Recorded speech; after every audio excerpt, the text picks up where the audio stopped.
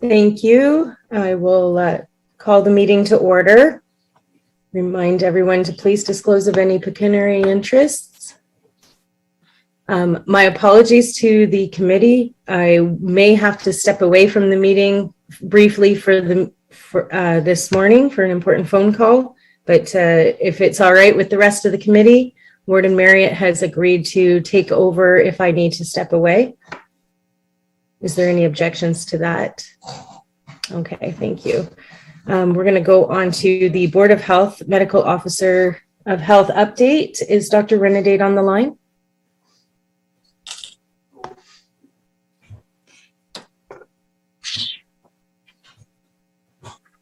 I don't see him. Perhaps we'll start. I see him, Jackie. Oh, do you? Okay.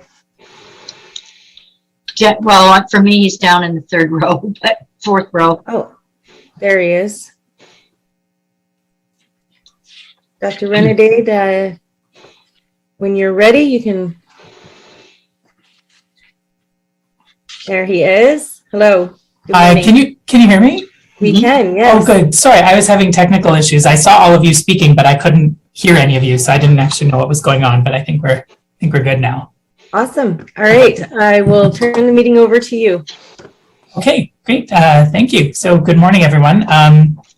I don't have a big update for today. I'll just go through the pieces that we usually go through. So as of yesterday, our reporting yesterday said that the day before we had about 16 cases. I think yesterday might have been about 19, but I'm waiting for confirmation of that. We'll have that report in the interval between these two meetings. So what we are seeing is an increase in the number of cases, and that increase is what I would characterize it as slower than it would otherwise have been, right? So it's really important to pay attention to what's not happening just as much as you pay attention to what is happening. So before we had vaccines on board, we would have seen a pattern where you had a handful of cases for a few days. All of a sudden, that number would shoot up into the double digits, and then we would have 30, 40 cases a day. That although we're seeing an increase in cases, that increase is much slower than it would have been otherwise. So that's really important to keep in mind. And also largely so far, in general, affecting what I would call unvaccinated pockets or unimmunized or under-immunized segments of the population. That's important as well. So we're still seeing some protective effect of the vaccination in terms of reduced likelihood of getting infected in the first place. But where we see the major difference of vaccination is the impact on hospitalization and severe illness. So we have, as of now, I think we have about 5 outbreaks, but they're they're very small numbers of outbreaks. The threshold for many of these places is 2 cases, and we're holding at that threshold 2, 3, etc. Cases, which is reassuring, but also important to know that that's in part related to the definition, but also in part related to the fact that there is, COVID is circulating in the community, and so then it does appear in these different places. The other thing I just want to let you know is we continue to move forward on, vaccinating as many people as would like to be vaccinated, or for whatever reason that they're coming into us, either be it for their own purposes or in order to meet up with some policy. Yesterday's report showed that we had given about 100 doses the day previous. So that the pace of immunization has slowed, but we're still offering it. We've given a total of over 188,000 doses, and we have approximately 78-79% of the eligible population covered with 2 doses at this time. And then we're working, so the province has an initiative as part of this whole last mile strategy to have it's a mobile bus. I think they've taken a Go bus, actually, converted it into a mobile immunization vehicle, and it's staffed, and it goes around to different parts of the province. So that's going to be showing up in Lambton County fairly soon. It might be as early as next week, and we've worked with them to, we'll be publicizing some of the locations where that bus is going to be. To my knowledge, that is a drop-in kind of service. So it's not that you have to book appointments. You just show up and you can be vaccinated there. They use the same systems that we use, so those vaccinations will go into the same registry. So we'll be able to hopefully include those as soon as they're linked to our county area. So the other things that are important to know are, when we look around at what's happening in other places, I just want to highlight, I might have said this before, but it's still very much on my mind that, the prairie provinces had immunization coverage rates that ranged from 60 to 80%. And regardless of their coverage rate, each of them essentially has experienced a strain on their healthcare system. I believe Saskatchewan is sending 6 ICU patients or 6 severely ill COVID patients over to Ontario. And so one of the real questions I have is whether or not our 80% coverage rate is good enough. That is to say, with all of the things that people can do now, we anticipate that there would be more spread of COVID. Although the Ontario numbers are coming down, and that is reassuring, I think we have an ongoing question about the next couple of months and whether or not 80% is sufficient to avoid a significant strain on the healthcare system. We've talked about that strain. We've talked about the issue that when there are too many people sick with COVID, it becomes challenging to care for the other folks and to provide routine acute care services. So I would say that at this point, it's unclear. I don't have a clear answer on whether or not the coverage is sufficient to do that. It's possible that what will happen is there'll be a minor strain on the system and we'll have averted a major strain on the system. That's my best guess at this point, but I don't have further information on that. There may be some modeling that comes out, and if there is, then I'll look at that and share that, share the insights or whatever from that with you. But I don't have any more on that. But that's critical for the next couple of months to really see what happens with our acute care system and what happens, in fact, with the link between cases and hospitalizations. Have we sort of decoupled that link with vaccination to say, sure, there might be cases in your community, but they're largely mild and largely similar to colds and minor flus and things like that, which is kind of a different level of burden in the community than lots of people really sick. So I think I'll leave it there. I think we've talked about cases and vaccines and a few other things that are happening around us. Also, probably you know that the United States is looking at changing their border parameters in terms of opening their border to Canadians sometime in early November. And all those, that work is ongoing, not by us, but I'm just reading about it. So I'm sharing that information with you. And I think that's all I have for today. All right, thank you very much. Councillor Veens, you have a question? Yeah, thank you, Chair Romboats. We talk about bringing people in from Saskatchewan. I'm just wondering, how is that charged out? Do we, there must be some way that we bill it back, or is there an agreement between provinces that, that there's no charge for it, or how's that work? So it probably works the same way it would work if you were traveling to a place and you were ill. So if you were in BC, for example, and you needed to use the hospitals there, and you were an Ontario resident, the coverage between provinces is there's a word for it. Portable, I think, is the word for it. And so technically, if you were there, the health system would accept you. And then later on, there's an administrative process later to sort of allocate or assign those charges back to the province where you came from. It happens sort of in the background, and it usually happens a little bit later. But I would expect that it's the same kind of process. Okay, Councillor Hand, you have a question? I'm on the board of Blue Water Health, and that was discussed at our last board meeting, and they just confirmed that from the finance department that people that come from out of province with the COVID aren't covered by OHIP, and all their costs are captured and sent back, and the hospital is reimbursed from the other province. Thank you for that clarification. Councillor Weber? Yeah, thanks to Chair Romboats, through to Dr. Vanaday. Later on in our agenda, we have a report about moving back into the council chambers for council meetings, and it talks of glass partition between the council members sitting at the desks. And I'm wondering, the necessity of that when we've passed that we're all going to be vaccinated that are going to be there, and you can fill the Rogers Center with people that are fully vaccinated. How does that compute to 17 people sitting beside each other and 20,000 people in the city of Toronto? Is that necessary, or is that personal choice, or is that a county policy? And I see Stefan has joined us, so whoever can answer that. Whoever wants to take that one. So maybe what I'll do is I'll ask if Mr. Tifo wants to comment on it first, and then I'll add in anything if necessary. Yes, thank you through Chair Roundabouts. The distinction is a masking requirement, right? If folks are going to be in close proximity to one another without a mask, current provincial regulations would require that impermeable partition, and that's the reason why you have that.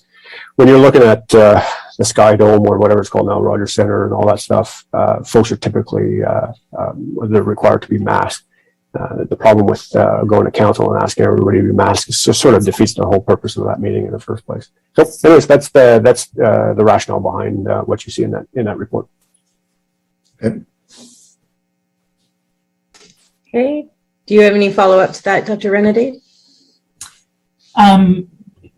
Briefly, I would just say that, really the council chambers is a place where it seems like there's limited opportunity to use physical distancing, right? The seats are pretty much set. Everybody has one. They're pretty close together. And so that's probably the other reason why there's some additional features being put in place. But from a medical or public health perspective, the more that you can do with distance, the better off you are, right? So if you're really trying to, vaccination brings the risk much, much, much lower. And then on top of that, if you're trying to add additional precautions, then distance is your best friend compared to barriers and masks and other things. Okay. Other questions? I was wondering about there was talk about the Delta virus or the Delta variant and that being in our area. And I'm wondering, is it true that it is less dangerous but more spreadable? Are you seeing that with what's happening? Like, that's kind of some of the information that was coming down, where Sure. We're not seeing as severe cases, but we're seeing more cases. Sure. So many of our cases are now the Delta variant. In fact, the Delta variant has largely supplanted most of the other variants as the predominant variant in circulation. The piece about Delta is that we know that it's more transmissible under the same circumstances, right? So it's not changed its mechanism of transmission. It's just easier to transmit under the same circumstances that we know this virus transmits under. But in terms of severity, there are reports of increased severity from the Delta variant in younger populations. And I don't mean pediatric populations. I just mean where we had been talking about 70s and 80-year-olds being hospitalized, that we see a more 50s and 60s, 50 and 60-year-olds being hospitalized. So there's an indication that there might be a slight increase in severity of Delta, but not so much that we're seeing dramatic changes in the risk difference. Like, it's still, your risk is much, much, much higher if you're 70s and 80s than if you're 20s and 30s of being severely ill with COVID. And that really hasn't changed that much, but we're seeing some gradual entry into earlier years with greater severity with the Delta variant. But otherwise, just generally speaking, we say it's more transmissible and either the same or slightly more severe depending on your age. Okay, thank you. Mm-hmm. Anyone else have any questions for Doug? Oh, Councillor Weber. Just a comment, this morning on the news, the UK is talking about the Delta Plus variant that's coming, and they're concerned about the winter and lockdowns in the UK again. So it's not over. No, not over. They are concerned about this new variant. I mean, remember that as long as we have, so this is probably some baseline information that's important for everyone. As long as we have a global pandemic where most of the world remains unvaccinated, the threat of variants will always be there. We will always have to be on alert for variants and what they present in terms of our existing level of immunity and what they present in terms of the potential for more or less severity, right? You don't know until you actually see it. So right now it's more of a red flag that there is this extra variant and we're not sure what it's going to do. But there have also been other variants that we've had red flags about that have gone away or that we've become less concerned about. Like there was a new variant from Brazil. There was, and they didn't really seem to, cross a threshold of importance in terms of what was going on with them. So, but it's important to have that surveillance for those new variants that develop and then have surveillance to decide whether or not the variants are an issue in terms of increased burden or increased transmissibility. Okay. Any other questions? Thank you very much, Dr. Renaday, for your time, and we will let you get on with your day. Okay, thank you. All right, we are going to go on to the Infrastructure and Development Services Division. There is some correspondence to receive and file. And how does the committee want to deal with that? Warden Marriott? If I may, I would like to pull A and support that one. Okay. Do we have a seconder to that? Councillor Hand, would you like to speak to that, Warden Marriott? No, I think it's self-explanatory. I think the bridges have, the funds have, pretty well dried up in the last few years. And I don't think we can hurt to support this. Instead of, there's such a need for, especially in Lambton County, I think we have the highest number of bridges for the county. I probably don't know how they go by that, but the ratio is one of the highest of the province. So, all right, certainly worth supporting. We will see what happens with that. All in favor of supporting that? That is carried. Thank you. The remainder of the correspondence is information. The first is an invitation to any county councillors about virtual session to support the development of affordable housing. So we can get in contact with the person if you're interested in that. And I just wanted to take a moment to congratulate our staff member, Corinne Nada, Manager of Building Services, on the completion of the honors of the Executive Diploma in Municipal Management. So that's great that we're seeing our staff members continue to educate themselves, and congratulations to her. So we need a motion to receive and file the remainder of those. Moved by Councillor Weber, seconded by Councillor Veens. All in favor? That is carried. Thank you. And we'll go to information reports. The first one is, or do we want to receive and file those together, or do we want to deal with them separately? Councillor Veens? Make a motion, put them together. Thank you. Receive and file. And do we have a seconder to that motion? Thank you, Councillor Miller. Any questions or comments on those? All in favor of, thank you. Councillor Weber? Just through to Mr. Cole, I'm pleased to see this gateway sign on the agenda and moving forward. It's certainly been something that's been a long time coming, and I certainly hope we can round up the funding to make it a complete deal. So, yeah, it should be beautiful once it's installed. It's been a long time coming. I think before my time. All right, all in favor of receiving and filing those? That is carried. Thank you. And we'll move on to the reports requiring a motion. There's the report dated October 20th on the maintenance and activity from April 2021 to October 2021. Councillor Miller, are you moving that recommendation? Thank you. And seconded by Councillor Veen. Questions or comments on that report? All in favor of the recommendation? That is carried. Thank you. And we'll go to the report dated October 20th regarding the Woodlands Conservation Bylaw revisions. There is a recommendation on that report as well. Do we have a mover for that?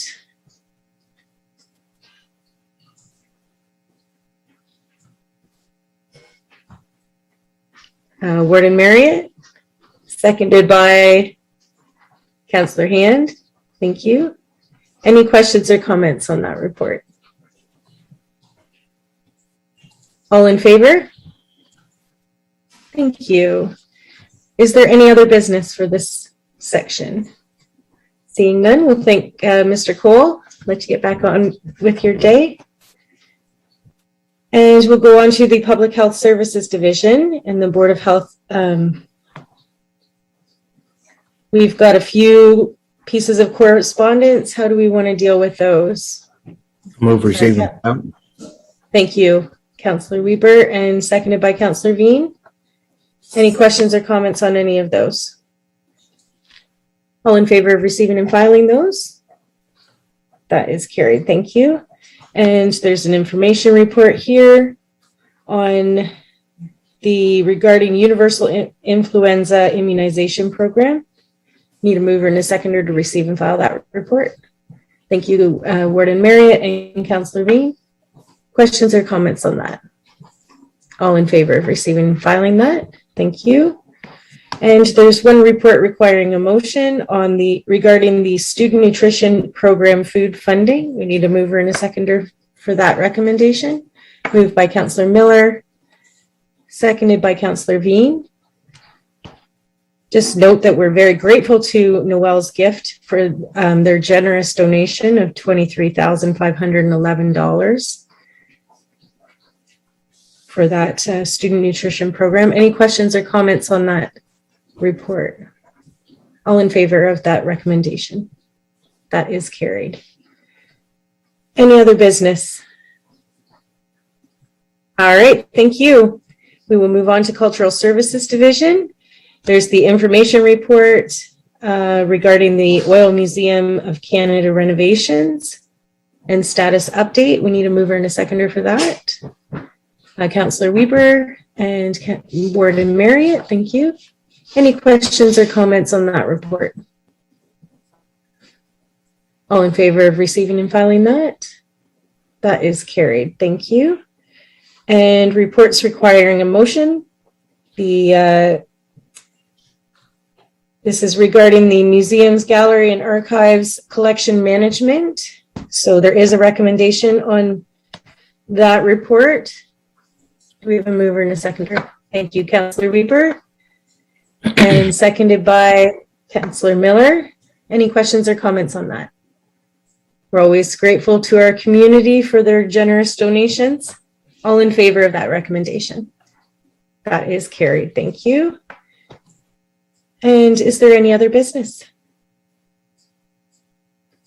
Seeing none, we'll go on to corporate service. Oh, Councillor Weber. Just congratulations to the museum. I heard it was a very successful craft show. I don't know what the attendance was, but certainly by the looks of the lawn out in front of the museum, there was lots of traffic there. So kudos to the staff. Is that a roving craft show with the Thedford and Grand Bend again this year? Yes. Okay. I can't believe I missed that. I normally am able to get to that. So thank you for bringing that up. That's great to hear that that's up and running again. All right. If there's no other business, we'll go on to Corporate Services Division. And we just have one information report regarding the January 2022 return to in-person meeting protocols. We need a mover and a seconder for that recommendation to have it put on the floor. Moved by Councillor Hand, seconded by Councillor Veen. Questions or comments on that? We did cover this a little bit earlier on in the meeting.